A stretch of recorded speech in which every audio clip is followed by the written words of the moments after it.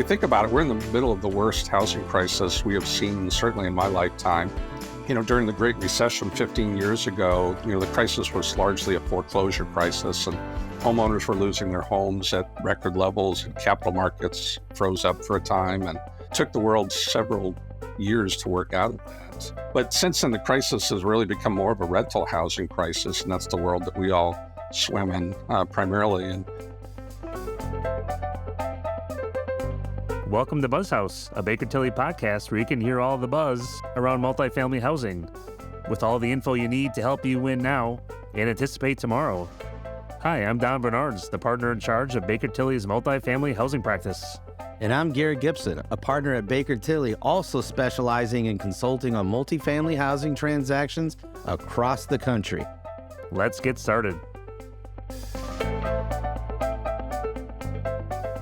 A little over 4 years ago, we held a webinar about just 1 month into COVID, the COVID pandemic, of course, which included today's guest on the BuzzHouse. That webinar was the impetus for kicking us off on this podcast series, which are now a little bit over 100 episodes into the series. So thank you, first of all, for all of our listeners. Second of all, thank you very much for our guest today, Brian Swanton. Brian, thanks so much for joining us today. Thanks for having me. Brian, of course, is president and CEO of Gorman Company, a fully integrated developer of affordable and workforce housing, who was 7th in this year's Affordable Housing Finance's top 50 developers for units developed during the last year. So, Brian, congratulations on that as well. Thank you. For this episode of the BuzzHouse, Garrick and I wanted to catch up with Brian on what trends and opportunities he has seen, since the pandemic, what challenges have stayed with us or exacerbated by the pandemic, have they changed the way they've, running their business since the pandemic, and what's next in this current environment, and maybe even over the next 3 to 5 years. And finally, what legislatively, would be helpful, and talk a little bit about that. So a lot of catching up to do, and looking forward to the discussion. With that, I'm going to turn over to Garrick to kick things off. Garrick? All right. Thanks, Don. And Brian, thanks for joining us again. Before we get into some questions, would you please let our listeners know a little bit more about Gorman Company?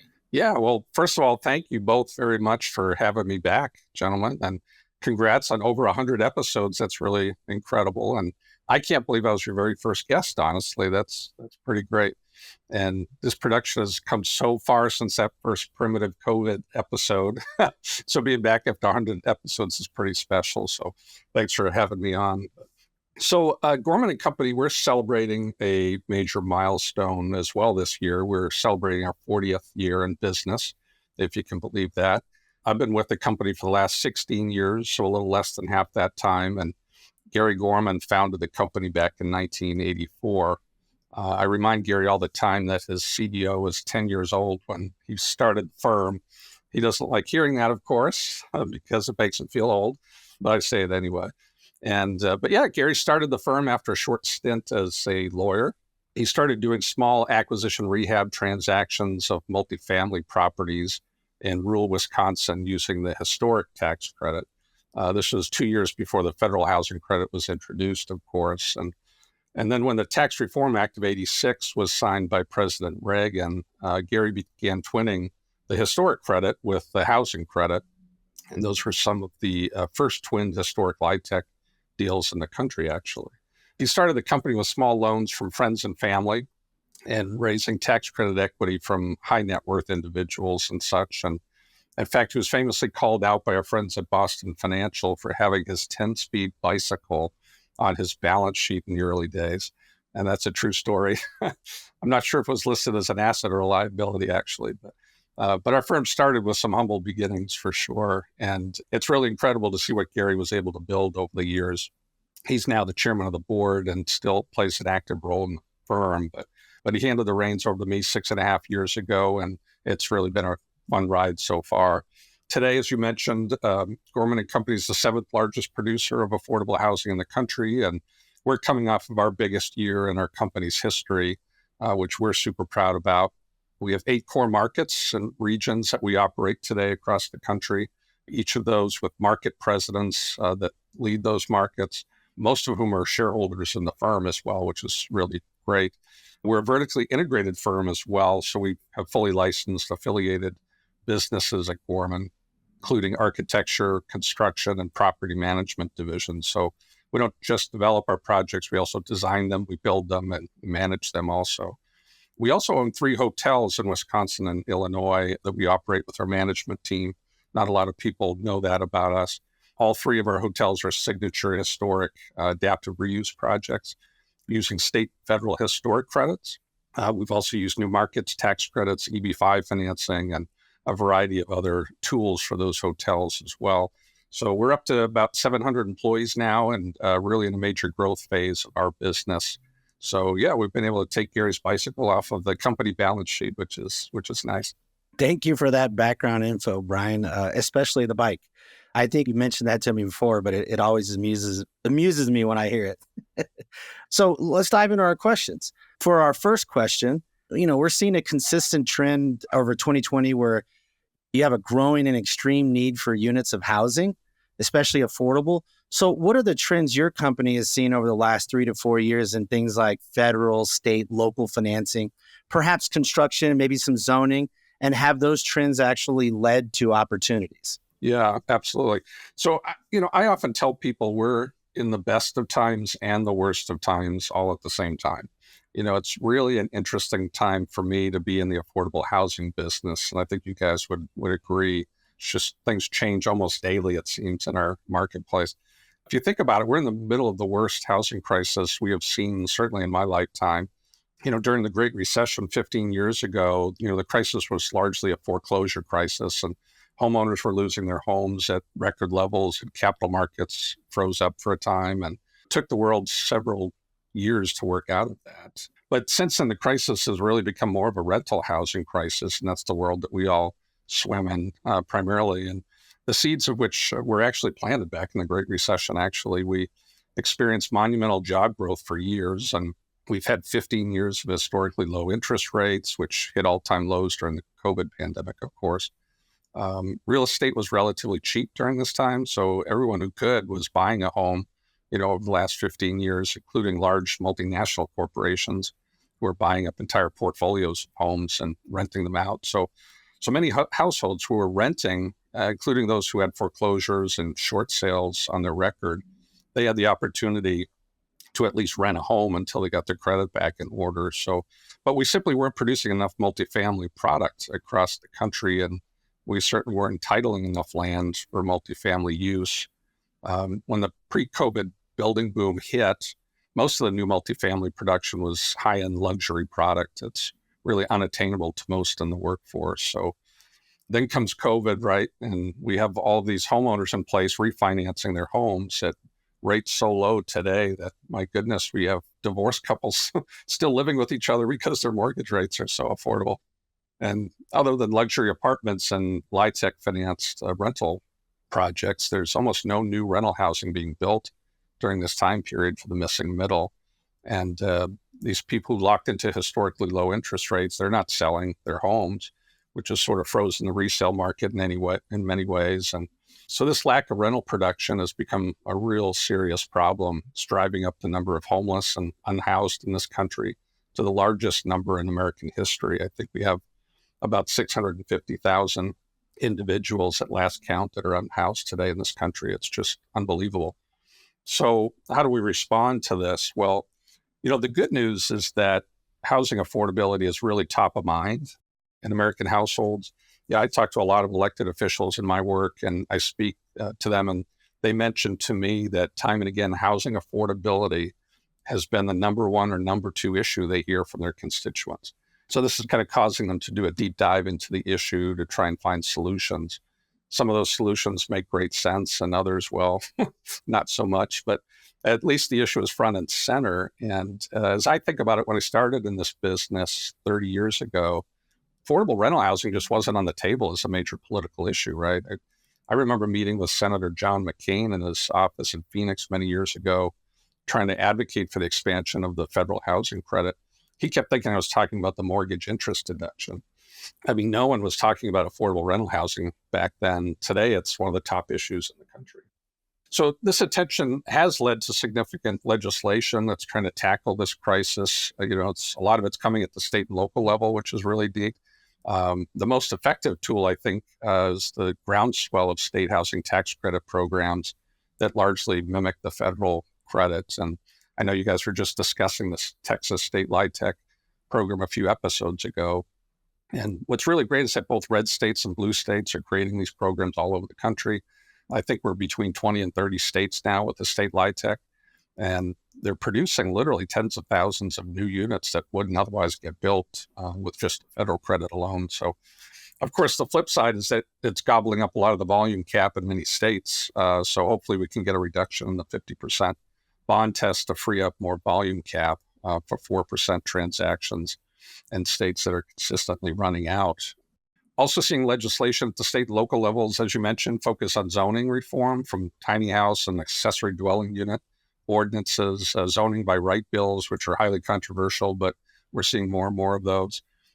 Even the elimination of single-family zoning in places like Minneapolis and other communities, trying to tackle the problem through land use. I always say that the number one problem we face as affordable housing developers is the availability of financial resources, but entitlement and zoning issues are definitely number two.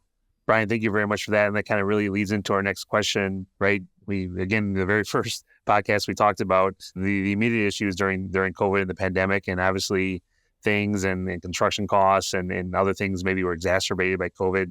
What are some of the maybe obvious, maybe some are not so obvious? What have the challenges been in the last, 3 to 4 years since you're on the show? And then, I know no one has a crystal ball, right? But what do you see the next 12, 24 months? Do you see those challenges lifting or not necessarily? Yeah, I started my career with Gorman Company on July 1st of 2008, and we all know what happened a few months after that. The sky was literally falling. The capital markets completely froze up. So, when COVID hit, we went into overdrive and thought sort of would see a replica of what happened during the Great Recession. And luckily, it wasn't quite as bad as we all feared. A lot of people, unfortunately, lost their lives and became very ill and that sort of thing. But from an economic standpoint, things kept moving, especially in the affordable housing space. But again, it's the best of times and the worst of times, right? It's honestly, I think we've entered into a phase that I call the new normal. During COVID, well, the sky wasn't really falling as much as we feared. Global inflation was just clobbering all of us, right? For 2 years, I don't think I had a single project that wasn't getting hammered with massive inflationary pressures, and not to mention supply chain and labor issues as well on top of that. So we always seemed to find a solution, but costs were rising so fast, we just couldn't keep up with it. Subcontractors were only holding their bid numbers for 24 hours, and we replaced more subs during construction than I care to admit back then, because they too are wrestling with the same issues. And while costs have settled in and have become more predictable, they really haven't come down that much, right? Just as the cost of one commodity drops, it seems the cost of another one spikes even today. So it's sort of evened itself out, but I think the current cost environment is really here to stay, at least until the next major market disruption hits. So we better get used to it. We've also seen some positive, though, offsetting factors that have helped us keep producing since the pandemic hit. Of course, rates were ridiculously low up until last year, so now that party is over. ARPA funding and other stimulus funds, they're flowing into the system as well, although much of that's now drying up also.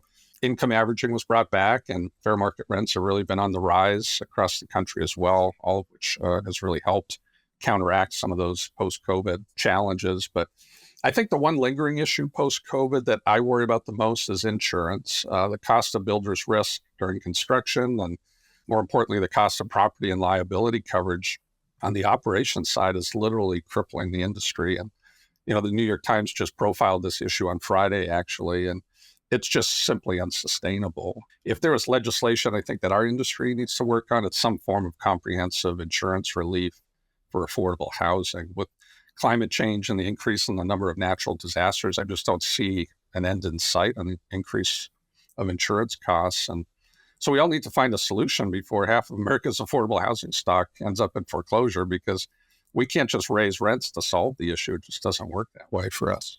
Thank you for Brian. And yeah, Garrick and I have definitely talked about insurance, and I know there's a special hearing maybe sometime recently, and we'll talk a lot more about that. Brian, looking to the future, I know you said you're in a great growth mode right now. What do you think the next 3 to 5 years looks for you? Obviously, you've used a lot of LIHTC, you use some workforce. Is it public-private partnerships? What do you think are the keys for your continued growth for the next 3 to 5 years? Yeah, definitely. We're doing more and more deed-restricted, non-LIHTC workforce housing for the missing middle.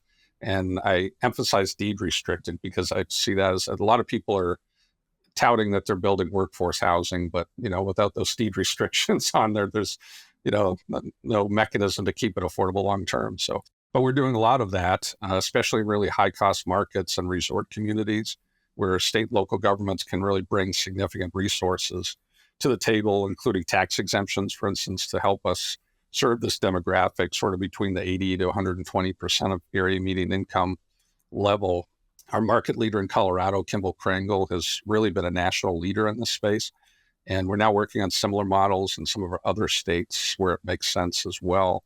What we're finding right now is that there's lots of private equity shops out there chasing this kind of product, but getting construction financing today has really become a major obstacle for non-LIHTC development. Many of the large banks and medium and small banks are just not able to lend on market rate construction loans outside of their community development banking arm. So the capital markets are a bit constrained right now in that space, but we're still closing 2 major workforce projects this year, one in Steamboat Springs that closed last month, and one in Hayden, Colorado, that is on track to close this month. And despite the challenges, we hope to do even more of this kind of workforce housing in the future to sort of supplement our tax credit work.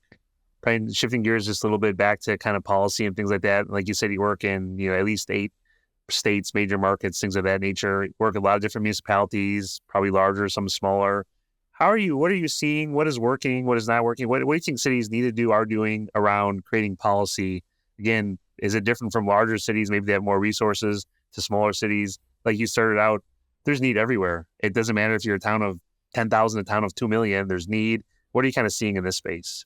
It's all about access to capital, right? And whether your community is growing rapidly or your population growth has been fairly stagnant, you still need resources to make these deals pencil and to produce new units in the low-income space. So that doesn't change regardless of where you go throughout the country.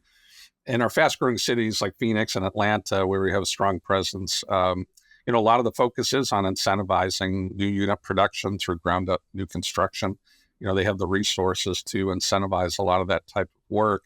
Some of our more limited growth areas, maybe in the Midwest and other parts of the country, we might be more focused on public housing redevelopment or adaptive reuse of historically significant structures, for instance, to solve their community problems, while still providing, like you said, the much needed high quality housing.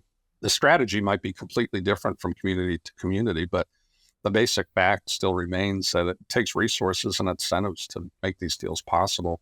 That's why the federal and the state LIHTC is so powerful. It's such an incredibly flexible and creative tool that can adapt to local needs. We're using the state LIHTC in Arizona, for example, to build a 368 unit, 4% ground up new construction project. It's going to be the largest permanent supportive housing project in the U.S. or one of them. But we're using that same state LIHTC resource to redevelop dilapidated public housing in 2 neighboring cities, and actually to convert a historic school in a rural area of the state into senior housing as well. So it's such a powerful and flexible resource. And so we need more of that. But the strategies are different and the level of resources vary.